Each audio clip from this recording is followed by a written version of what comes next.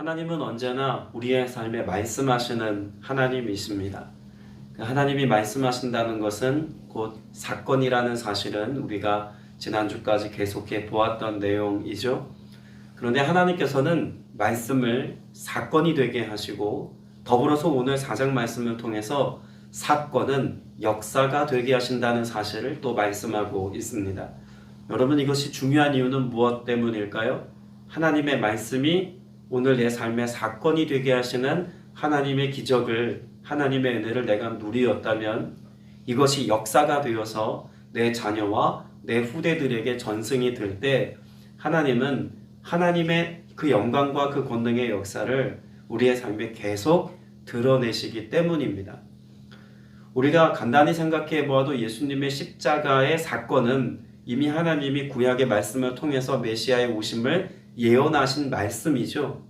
그런데 그 십자가 사건은 예수 그리스도께서 이 땅 가운데 1세기에 오셔서 행하셨던 단 한 번의 사건입니다.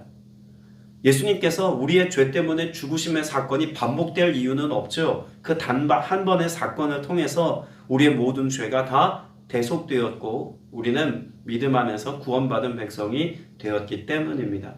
그런데 그 단 한 번의 사건이 모든 인류 전 세대를 거쳐서 오늘의 저와 여러분에 이르기까지 그 하나님이 약속하신 말씀이 사건이 되었지만 그 사건이 역사가 되어서 우리의 삶에 기록된 그 하나님의 그 역사로 우리의 삶 가운데 주어져야 이것을 무엇으로 삼습니까? 믿음의 근거로 삼고 그 행하실 일들이 오늘 내 삶 가운데도 재현되기를, 또 그 은혜가 지속되기를 우리 소망하며 오늘을 살아갈 수 있는 것입니다. 하나님이 이 땅의 역사 속에서 행하신 그 말씀하신 그 모든 것들이 사건이 되고 그 사건이 오늘 저와 여러분의 삶에 역사가 되어질 것을 우리의 삶 가운데 믿음의 근거로 두신 것이 무엇입니까? 성경입니다. 성경에 기록된 모든 사건은 하나님의 약속의 말씀이 성취된 것을 기록해 놓은 책이라고 해도 과언이 아니죠. 이제 그것을 우리가 말씀을 읽고 또 묵상하고 우리의 삶에 내면화하고 이것을 입술로 선포하고 가르쳐 지키게 할 때에 무엇을 소망하는 겁니까? 그 하나님의 약속의 말씀이 오늘 내 삶에도 사건이 되고 역사가 되기를 소망하는 마음에서 우리는 이 말씀 앞에 다시 서는 것입니다. 나를 위한 그런 은혜의 수단으로 우리는 이 말씀을 통해서 하나님을 대면하고 은혜를 누리기는 하지만 그러나 그 말씀이 곧 내 삶의 사건이 되어서 내가 그 하나님의 살아계심을 경험해서 우리의 다음 세대들에게 또 자녀들에게 그 하나님이 하신 일들이 기념비적인 역사로 끊임없이 회자되고 또 경험되게 하는 이유를 저와 여러분이 만들어가야 합니다. 하나님의 역사를 만드는 주인공은 누구입니까? 바로 여러분입니다. 하나님의 살아계심을 그 말씀하신 그 하나님의 말씀이 성취되는 것을 내 삶 속에서 실제로 경험하고 내가 누림으로 살아내어야 비로소 이것을 가지고 무엇할 수 있다는 것입니까? 가르쳐 지키게 하는 삶을 살 수 있다는 이야기입니다.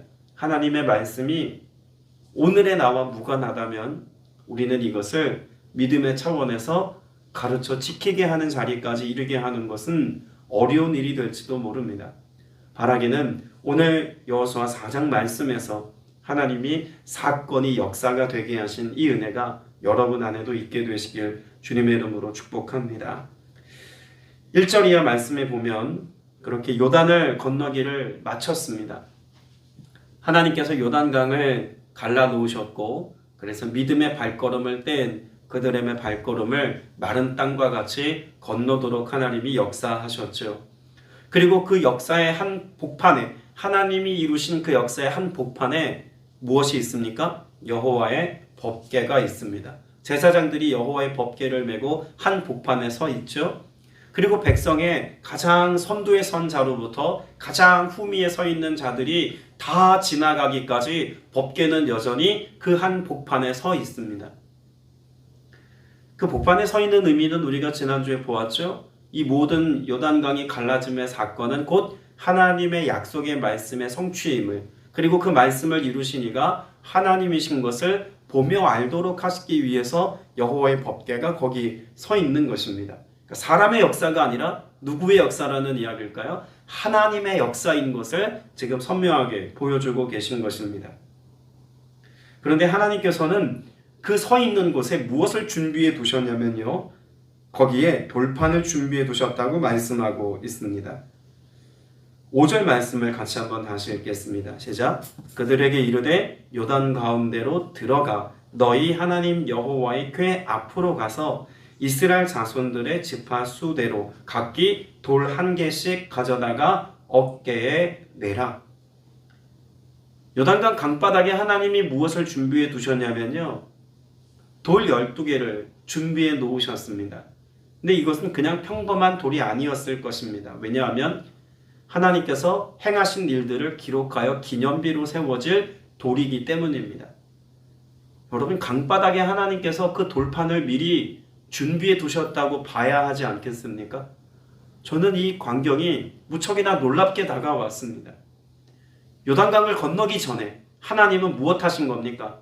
이미 그들에게 마치 시내산에서 모세에게 하나님의 율법인 그 십계명을 주실 돌을 직접 준비하셨던 것처럼 하나님께서는 요단을 건너는 이스라엘 백성들에게 하나님이 행하신 하나님의 역사를 기록할 돌판을 이미 강바닥에 준비해 놓으셨던 겁니다.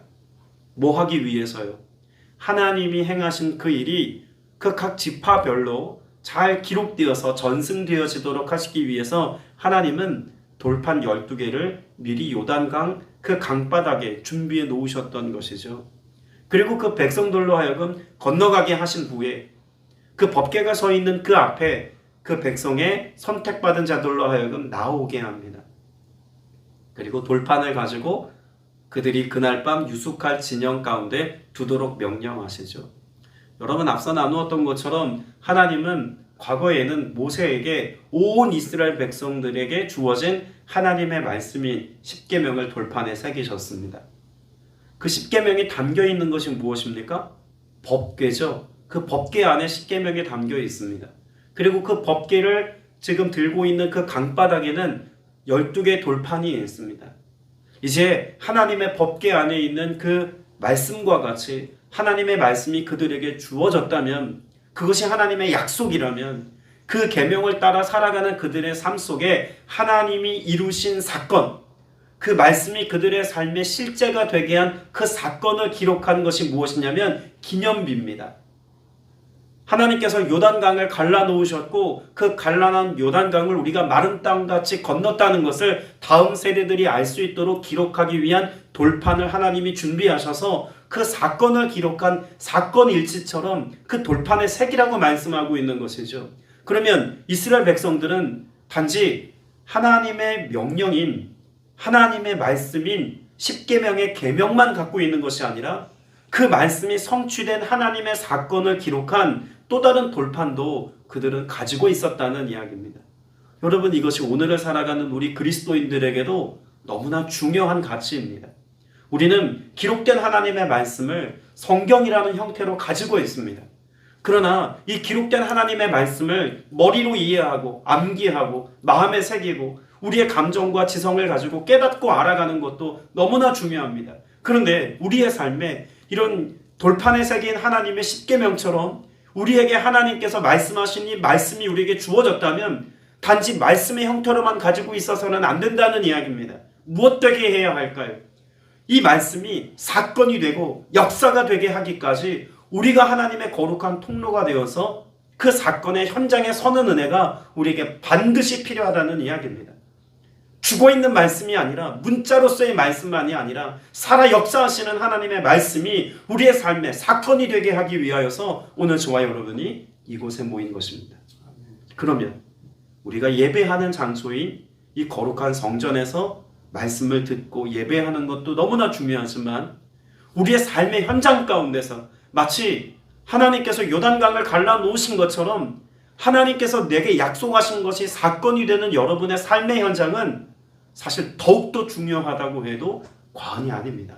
말씀을 가지고 현장에 서는 것입니다. 하나님께서 하나님의 역사를 이루실 때요, 하나님이 일방적으로 역사하실 수 있습니다. 아멘 되십니까? 여러분이 이 땅의 모든 천지 만물을 창조하신 창조의 하나님, 우리가 어제 주일 말씀을 통해서도 깊이 나누었죠. 그 창조의 하나님은 굳이 우리의 어떤 동역자됨을 요청하지 않으셔도 모든 것들로 존재하게 하시고 균형 잡게 하시고 이 모든 세계가 운영되어지도록 하시는 전능한 하나님이십니다. 그런데 하나님은 이스라엘 백성들을 택하시고 그들로 하여금 가나안 땅에 들어가 하나님의 나라를 이루기까지 이들을 하나님의 동역자로 삼으신다는 사실이 우리에게는 또 다른 놀라움의 사건입니다. 요단강이 갈라진 것만 놓고 봐도 그렇죠. 하나님은 굳이 이스라엘 백성들이 법궤를 가지고 나아가 발을 내딛지 않아도 갈라 놓으실 수 있는 하나님이십니다. 이미 모세의 때에 그 홍해가 갈라진 사건도 모세가 명령하고 지팡이를 내밀었을 뿐입니다. 아무것도 한 게 없습니다. 홍해가 갈라짐의 사건은 전적인 하나님의 역사였습니다. 자, 그런데 요단강을 건널 때는요, 좀 다른 방식을 하나님이 선택하십니다. 우리가 지난주 보았던 3장 15절에 보면 제사장들이 법궤를 메고 그 제사장들의 발이 물에 뭐 할 때? 잠길 때. 여러분, 굳이 발이 잠기지 않아도 요단강은 갈라질 수밖에 없는 사건임에도 하나님이 그들의 발이 잠기도록 먼저 나아가게 하신 것은 단지 그들의 믿음을 보시겠다만이 아닙니다. 그 믿음의 고백을 가진 자들이 믿음을 가지고 나아가는 그들과 하나님이 함께 일하시겠다는 것입니다. 여러분, 이것이 계속 진행되고 있는 것은요, 3절에도 제사장들이 그 발을 굳게 내딛고 서 있는 그곳에서 하나님이 돌판을 취하도록 하십니다. 이어서 9절 말씀에도 보면 제사장들이 발이 선 곳에 돌 12를 세웠더니라고도 말합니다. 더 중요한 것은요, 18절입니다. 18절은 같이 한번 읽어보겠습니다. 시작. 여호와의 언약궤를 맨 제사장들이 요단 가운데서 나오며 그 발바닥으로 육지를 밟는 동시에 요단 물이 본 곳으로 도로 흘러가 전과 같이 언덕에 넘쳤더라. 자, 그러면 요단강이 갈라지는 사건도 무엇으로부터 출발합니까? 제사장들의 발이 물가에 잠기는 것이 시작입니다. 그리고 더불어서 이 요단강이 다시 흘러 넘치도록 하는 사건, 그 마지막 이스라엘 백성들이 다 진행하여 떠나가고 난 뒤에 마지막 제사장의 발걸음이 땅에 발을 내딛는 이것을 통해서 무엇이 일어납니까? 이것을 통해서 하나님께서 그들에게 허락하신 하나님의 사역이 맞춰집니다. 그 시작과 끝에 그 이스라엘 백성들의 제사장의 발걸음이, 그 발바닥이 있다는 사실은 너무나 중요한 일이죠. 하나님은 오늘도 하나님이 하시고자 하시는 하나님의 일들을 저와 여러분 없이도 충분히 하실 수 있는 하나님이시고 또 그렇게 하시기도 합니다. 그러나 하나님이 우리의 삶에 기어코 우리의 발걸음을, 우리의 믿음의 태도를 사용하시는 이유는 누구 때문입니까? 저와 여러분을 향한 하나님의 배려입니다. 하나님만이 하실 수 있는 그 일을 우리로 하여금 함께 동역의 자리에 서어서 하나님이 나를 통해 일하신 이 사건을 통해 하나님의 살아계심, 곧 하나님의 현재성을 우리로 보고 알게 하시는 것입니다. 왜 오늘 말씀해 보면 굳이 그 돌판 12개를 세워서 선별해서 기록하라고 말씀하고 계실까요? 6절에 보면 이렇게 말씀합니다. 이것이 너희 중에 무엇이 되리라? 표징이 되리라. 하나님께서는 이것을 표징으로 삼으셨습니다. 그리고 이것을 기록하여서 돌판에 새기게 하셨고, 그 표징을 가지고 뭐 하라는 걸까요? 계속해서 가르치고 말하고 선포하고 증언하는 일을 감당하라고 말씀하고 계신 것입니다. 분명히 하나님께서는요, 우리의 삶에 두 가지 영성을 같이 허락하셨다는 것을 이사야 말씀을 통해서도 알 수 있습니다. 이사야 19장 19절에 보면 그날의 애굽 땅 중앙에는 여호와를 위하여 제단이 있겠고 그 변경에는 여호와를 위하여 기둥이 있을 것이요 라고 말씀합니다. 제단이 있고 또 기둥이 있다는 것. 이것은 무엇을 의미합니까? 예배의 처소가 있고 더불어서 여호와를 위하여 세워진 그 행하신 일에 대한 기록으로서의 기둥, 그 표징이 있다는 말씀이죠.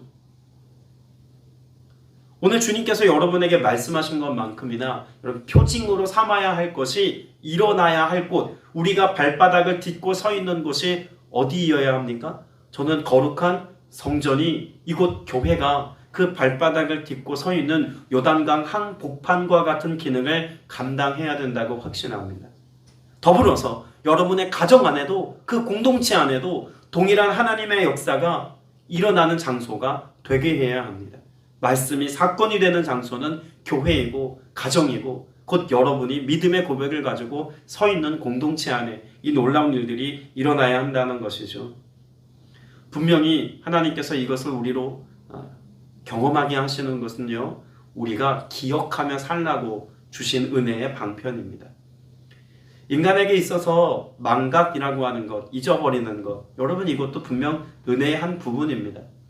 언젠가 한 TV 프로에 보니까 어렸을 때부터 지금까지 일을 모두 다 고스란히 다 기억하는 사람이 있더라고요. 한 번 본 것은 절대로 잊어버리지 못하는 사람. 거의 정신병 걸리기 일부 직전까지 가서 살아갑니다. 다 기억하고 살아가는 것이 그만큼 괴롭고 힘든 일이라는 거죠. 하나님께서는 적당히 잊어버리게 하시고 또 적당히 생각나게 하십니다. 그런데 우리의 삶에 그 잊어버림을 반드시 잊어버리지 말아야 할 것까지 잊어버리기 때문에 하나님께서 뭐 하시는 겁니까? 기억나게 하시도록 표징을 삼으시고 또 이것을 통해서 하나님과 동행하는 삶을 여전히 살아가도록 역사하시는 것이죠. 오늘 저와 여러분에게 그래서 말씀이 중요합니다. 그래서 하나님 앞에 드려지는 예배가 중요합니다. 그 말씀이 곧 삶이 되는 것이고 우리의 예배가 일상이 되는 가장 중요한 기초이기 때문에 그런 것이죠. 시편 145편 7절에도 보면 그들이 주의 크신 은혜를 기념하여 말하며 주의 의를 노래하리이다 라고 선포합니다. 오늘 저와 여러분의 삶은 단지 예배의 자리에서 일상에서 하나님이 이렇게 역사하셨노라고 하는 사실을 그저 기억하고 떠올리는 정도로만 살아서는 안 됩니다. 초대교회 성도들이 그랬던 것처럼 증인의 삶을 우리는 살아야 합니다. 하나님의 말씀이 사건이 되고 그것이 역사가 된 것을 내가 경험했다면 이제는 내가 나아가서 이것을 듣지 못하고 알지 못하고 보지 못하는 그런 자들을 위하여서 우리가 증인의 사명을 감당하는 거예요. 무엇이 필요합니까? 표징을 가지고 증인의 삶을 사는 것입니다. 여러분 우리에게 표징이 있다면 무엇일까요? 신약시대 예수 그리스도께서 이 땅 가운데 주로 오셨습니다. 그것의 표징은 무엇입니까? 예수 그리스도의 십자가와 빈 무덤입니다. 그것이 표징입니다. 예수 그리스도의 십자가와 그 빈 무덤은 예수 그리스도의 메시아 되심을 나타내시는 구체적인 사건인 도시의 표징이죠. 그래서 예수님께서는 그 사건을 확증하여 주시도록 무엇하셨습니까? 40일 동안 그 부활하신 그 은혜의 사건을 그 제자들로 하여금 경험하게 하셨습니다. 역사가 되게 한 것이죠. 주님이 이루신 사건이 그들의 삶에 40일 동안 함께 하시는 주님의 부활하신 주님의 함께 하심을 통해서 역사가 된 것입니다. 그리고 그 역사는 단지 그들이 경험한 은혜의 고백으로 그치진 않았어요. 이들이 마가의 다락방에 모여서 성령의 사람이 되고 두려움을 떨쳐버리고 나서는 성령의 말하게 하심을 따라서 하나님께서 예수 그리스도를 통해서 이루신 십자가 사건과 그 빈무덤으로 보이신 부활의 사건을 이제는 그들의 입술로 증언하며 나타내며 선포하는 자리에 서 있도록 하나님이 하셨다는 것, 우린 이것을 잊으면 안 됩니다. 우리도 무엇해야 한다는 이야기일까요? 저와 여러분이 증인입니다. 하나님의 살아계심의 산 증인입니다. 하나님의 말씀하심이 사건이 되고 사건이 역사가 된 이것을 우리가 삶의 현장에 가지고 나아가서 선포하고 증언하는 증인의 사명이 저와 여러분에게도 있다는 것을 잊지 말아야 한다는 것이겠죠. 오늘 말씀에 보면 그래서 이 모든 일들에 사람의 일이 앞서는 것이 아니라 하나님의 역사가 앞서야 된다는 것을 분명히 말씀합니다. 여러분 이 요단강을 다 건넌 사건을 말씀하고 난 뒤에 아주 중요한 한 가지를 우리에게 가르치기 위해서 후반부 말씀을 기록해 두셨습니다. 11절 말씀에 보면 모든 백성이 건너기를 다 마쳤다고 말씀하고 있죠. 그리고 다 건너갔다고 말하면서 12절에 이와 같은 말씀을 첨언해서 설명하는 내용이 있습니다. 르우벤 자손과 갓 자손과 므낫세 반 지파는 모세가 그들에게 이른 것 같이 무엇합니까? 무장하고 이스라엘 자손들보다 앞서 건너간다니. 여러분, 무장하고 앞서 건너갔다는 것은 이제 요단강을 건너면 곧 무엇이 시작된다는 이야기입니까? 전쟁이 시작된다는 이야기입니다. 그런데 무장을 했다는 것, 무장한 사람들이 특별히 먼저 요단 동편을 차지한 그 두 지파 반이 그들의 20세 이상 전쟁에 나갈 수 있는 사람의 약 3분의 1가량인 4만 명을 먼저 그렇게 군사로 파병한 이 모든 사건은요, 전쟁이 곧 시작된다는 것을 알려줍니다. 그런데 이 전쟁에 대한 이 기념비적인 사건을 기록하라고 말씀하시면서 무엇을 의지하라고 말씀하고 있는 겁니까? 분명 전쟁을 위해서 무장해야 합니다. 무언가 최선의 노력을 기울일 만한 우리의 것이 준비되어져 있어야 합니다. 그런데 여호와의 승리는 단지 우리가 무장했기 때문에 일어날 일이 아니라고 말씀하죠. 무엇으로 되어질 일입니까? 하나님이 그 앞선 곳에서 싸우심으로, 하나님의 언약이 성취됨으로, 하나님이 일하심으로 누릴 하나님의 역사인 것을 말씀하고 있는 것입니다. 분명 오늘을 사는 저와 여러분도 마치 무장된 군인처럼 우리의 삶에 일터로 나아가서 또 혹은 우리의 주어진 과제의 자리에서 성실함으로 무언가 무장하듯 우리의 일상을 열심히 성실히 살아내는 것도 너무나 중요합니다. 그런데 이 일상이 승리의 사건이 되고 하나님의 은혜의 사건이 되자면 내가 무장한 것만으로는 불가능합니다. 무엇이 필요합니까? 요단강을 건너기까지, 요단강을 가르시고 또 그곳에서 다시 물이 쏟아지기까지 역사하시는 하나님, 창조주 하나님, 그 모든 것의 근원이 되시며 모든 것을 이루시는 그 하나님, 이 하나님의 역사가 없이는 무장한 것도 무용지물이 된다는 것을 하나님은 전제로 말씀하고 있습니다. 오늘 이 하루를 살면서 반드시 하나님이 내 삶에 내가 무장하듯 내가 이루었고 내가 쌓았고 내가 경험하고 내가 준비된 이것만으로의 삶이 아니라 이것에 더 큰 전제가 되는 요단강을 건너게 하신 하나님의 사건처럼 오늘도 내게 하나님의 말씀이 성취되도록, 나를 동역자로 부르신 그 하나님의 사건이 역사가 되도록 오늘도 나와 함께 하시고 은혜 베풀어 주옵소서. 기도하시고 은혜 누릴 수 있는 저와 여러분 다 되시기를 주님의 이름으로 축복합니다. 기도드리겠습니다. 은혜가 풍성하신 아버지 하나님, 그 요단강을 마른 땅과 같이 건너가게 하신 하나님의 역사를 찬양합니다. 오늘 우리에게도 우리 앞을 가로막고 있는 그 모든 것들을 건너기까지 함께 하시고 역사하시는 주님을 소망하며 믿음의 고백을 가지고 나아갑니다.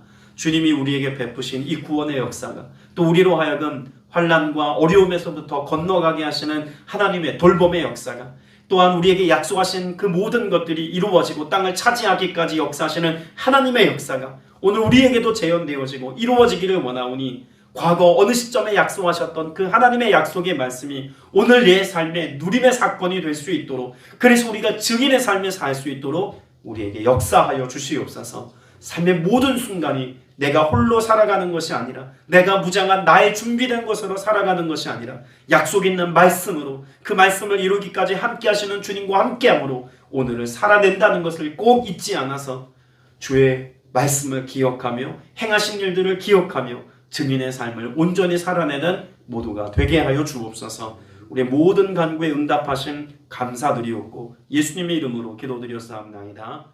아멘.